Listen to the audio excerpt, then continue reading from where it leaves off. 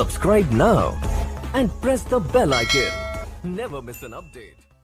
मौसम में कराची पाकिस्तान का सबसे बड़ा शहर डूब जाता है, पानी पानी हो जाता है। लेकिन अगर कोई पानी पानी नहीं होता तो हमारे हुक्मरान शर्म से पानी पानी नहीं होते। हर साल कराची वालों की जिंदगी अजीरन हो जाती है तकरीबन 1 महीने के लिए, जो मानसून के स्पेल का महीना होता है, और सारे के सारे इमदादी काम के लिए, खाने बांटने के लिए, पूछने के लिए, अपनी सियासी साख बढ़ाने के लिए तो पहुंच जाते हैं, लेकिन उससे पहले जो प्रेपरेटरी काम होता है उसके लिए कोई नहीं पहुंचता। कराची के नदी नाले साफ करने के लिए कोई नहीं पहुंचता। अदालत को फैसला करना पड़ता है कि जाइए एनडीए में आप जाके नाले साफ करके आइए।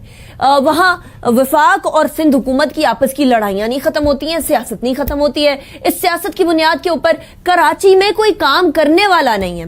लेकिन इस बार जो मानसून का स्पेल है वो पिछले कई सालों के रिकॉर्ड को तोड़ चुका है। बिलावल भुट्टो जरदारी साहब ने भी इस हवाले से ट्वीट की कि तकरीबन 90 साल का रिकॉर्ड तोड़ दिया इस मानसून की बारिशों ने। लेकिन चलिए माना इस बार 90 साल का रिकॉर्ड टूट गया, पिछले साल क्या हुआ था, उससे पिछले साल क्या हुआ था, और उससे पिछले साल क्या हुआ था, और पिछले 40 सालों में क्या होता चला आ रहा है? क्या हर साल यही सूरत हाल नहीं होती? क्या हर साल कराची की सड़कें नदी का मंजर पेश नहीं करती? क्या हर साल हम लोगों को गाड़ियों की बजाय कश्तियां लाने का सोचना नहीं पड़ता कराची में?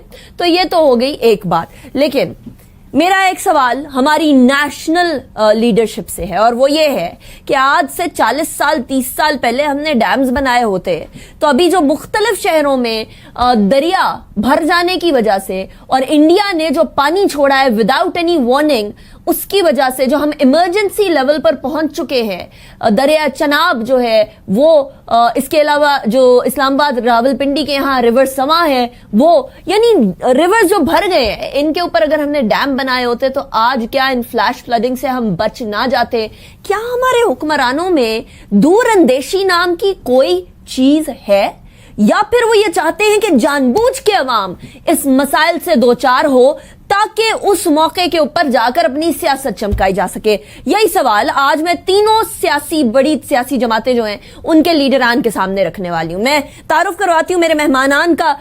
कमल चौजम हमारे साथ मौजूद है, पाकिस्तान तहरीक इंसाफ की एमएनए है, रहनुमा है, पार्लियामेंट्री सेक्रेटरी है प्लानिंग एंड डेवलपमेंट की। बहुत शुक्रिया कमल, आपने हमें ज्वाइन किया। इसके अलावा पीएमएलएन के रहनुमा है हमारे साथ सेनेटर गौस मोहम्मद नियाजी साहब, बहुत शुक्रिया आपने ज्वाइन किया। पीपल्स पार्टी के रहनुमा हमारे साथ सेनेटर ज्ञान चंद साहब, बहुत शुक्रिया आपने भी हमें ज्वाइन किया।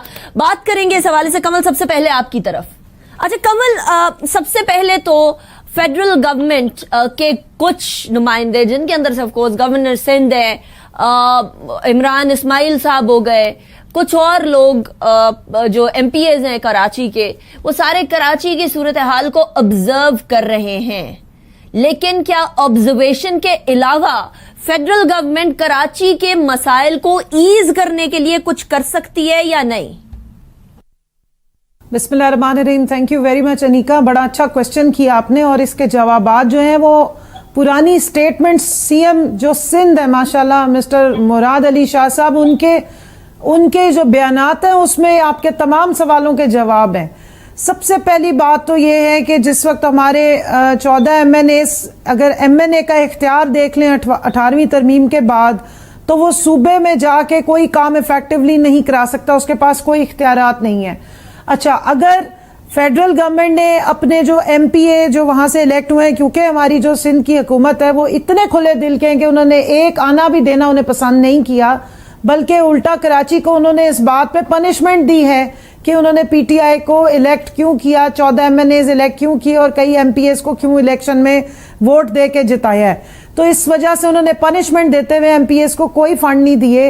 लेकिन जब फेडरल गवर्नमेंट ने कोशिश की कि अपने एमपीएस को, एमएनएस को फंड दें और स्कीम्स दें और ऐसी कोशिश करें कि वहां जाके कोई डेवलपमेंट करा सके, तो मुराद अली शाह साहब का ऑन रिकॉर्ड स्टेटमेंट है कि ये अगर फेडरल इस तरह आके हमारे इसमें दखल अंदाजी नहीं कर सकता।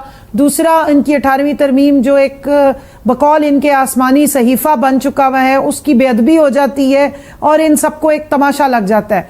लेकिन होता यह है कि कोरोना का जब टाइम आया, जो एक सदी में पूरी दुनिया ने नहीं देखा था, جب کرونا کا ٹائم آیا تو ان کا رونا ہم نے آسمانوں پہ دیکھا کہ فیڈرل حکومت ہمیں پیسہ دے, فیڈرل حکومت ہمارا کام کروائے, یہاں پہ لوکل گورنمنٹ کے لیول پہ بھی آ کے فیڈرل گورنمنٹ کام کرے.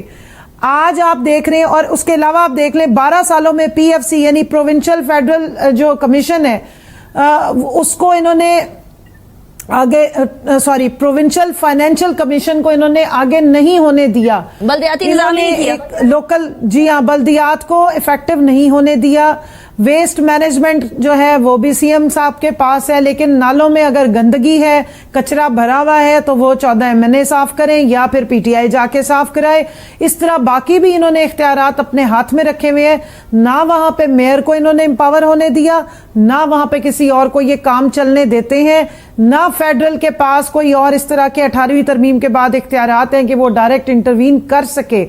تو یہ سارا اپنے پاس اختیارات کے بعد 18ویں let me be clear on this کہ جی 18ویں ترمیم کے بعد فیڈرل گورنمنٹ تب تک کچھ نہیں کر سکتی جب تک صوبہ کرنے کی کوشش نہیں کرتا, which is obviously the case. لیکن یہاں بلدیاتی نظام کی آپ نے بات کی, آپ کے پی کے پنجاب میں ایسا مثالی نظام بنا دیں کہ اس کے بعد سندھ کی عوام خود ان سے پوچھے کہ بھائی آپ بلدیاتی نظام کب بنائیں گے, آپ کب ڈیولوشن آف پاور کریں گے, آپ کب ہم لوگوں کو ایسا نظام دیں گے جیسا پنجاب اور کے پی کے میں. ایسا کیوں نہیں کر لیتے؟ Led by example.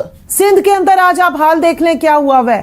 بدین میں جو ہے وہ بند ٹوٹ رہے ہیں, کسی جگہ پہ آپ کو نظام نظر نہیں آتا, آپ کو ڈیزاسٹر مینجمنٹ نظر نہیں آتی, آپ کو ایمرجنسی سروس نظر نہیں آتی, آپ کو کوئی ایمبولینس نظر نہیں آتی, آپ کو آن گراؤنڈ کوئی فورس نظر نہیں آتی. ایمبولینس کے لیے ویسے پرائم منسٹر عمران خان نے ٹائیگر فورس, معذرت کے ساتھ ٹائیگر فورس اناؤنس کی. آپ نے دیکھا کہ سب سے زیادہ اگر کسی نے مذاق اڑایا, پھپکیاں کسی اور اس کو دوسری کانوٹیشن میں لے کے گئے, وہ صوبہ سندھ کی حکومت تھی, وہ بلاول تھا, وہ مراد علی شاہ تھا. چلیے, اچھا میں آگے بڑھنا چاہتی ہوں.